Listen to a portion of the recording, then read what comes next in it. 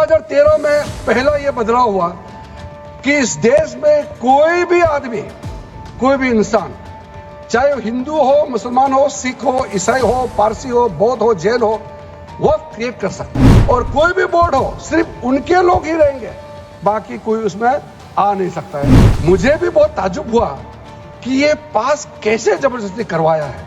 अगर आज हम ये संशोधन लेके नहीं आते तो जिस सदन में हम बैठे हैं, ये पार्लियामेंट बिल्डिंग, इसको भी क्लेम किया जा रहा था।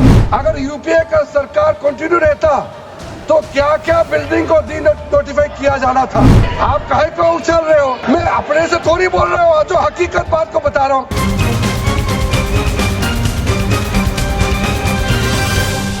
अमेंडमेंट बिल लाने का आवश्यकता सबसे ज्यादा शुरुआत कहां से हुई, मैं संक्षेप में बताना चाहता हूं। 2013 में, 2014 में हम सब चुनाव में गए और चुनाव में जाने से पहले 2013 में कुछ कदम ऐसे उठाए गए हैं जो आप सुन करके, आप सदस्य के रूप में भी और इस देश का नागरिक होने के कारण आपके दिमाग में यह बात जरूर सवाल उठेगा कि ऐसा कदम क्यों उठाया गया है।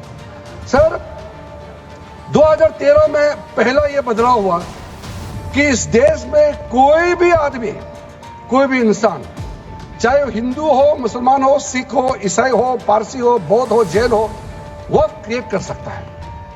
सबको मालूम है वक्फ एक मुसलमान का अल्लाह के प्रति अपना एक उसका एक पायस चैरिटेबल रिलीजियस पर्पस के लिए वक्फ क्रिएट किया जाता है, लेकिन उसमें डाइल्यूशन करके 2013 में कोई भी वक्फ क्रिएट कर सकता है।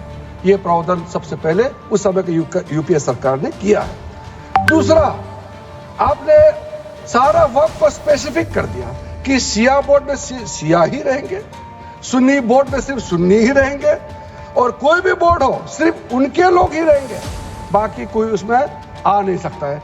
ऐसा आपने प्रावधान किया।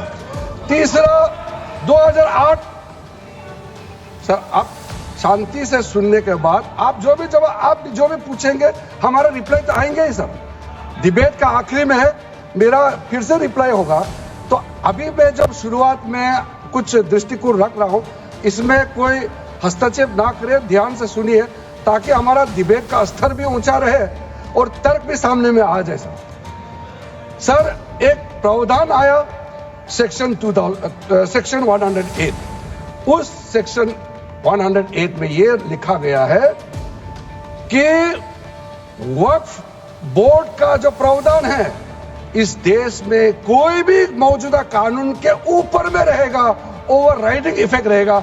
ऐसा आपने कानून बनाया है। इस देश में ऐसा कानून कैसे मंजूर कर सकते हैं अध्यक्ष महोदय जी? हर कानून अपना अपना हिसाब से चलता है, लेकिन एक कानून दूसरे कानून के ऊपर में ओवरराइडिंग इफेक्ट होगा, ये कोई भी मान्यता नहीं दे सकता है। उसके बाद सर, मैं कुछ प्रोपेगेंडा साथ में जुड़े हुए हैं उससे पहले, जो 2013 में मुझे भी बहुत ताज्जुब हुआ कि ये पास कैसे जबरदस्ती करवाया है। 2013 में वक्फ में यूजर जो आपने प्रावधान डाला, उसके बाद 1970 से एक केस चल रहा था दिल्ली के अंदर में।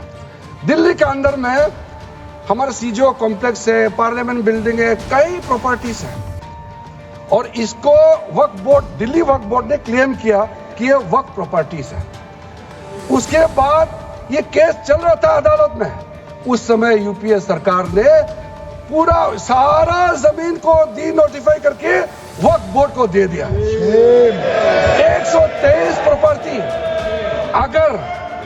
अगर आज हम ये संशोधन लेके नहीं आते तो जिस सदन में हम बैठे हैं, ये पार्लियामेंट बिल्डिंग, इसको भी क्लेम किया जा रहा था।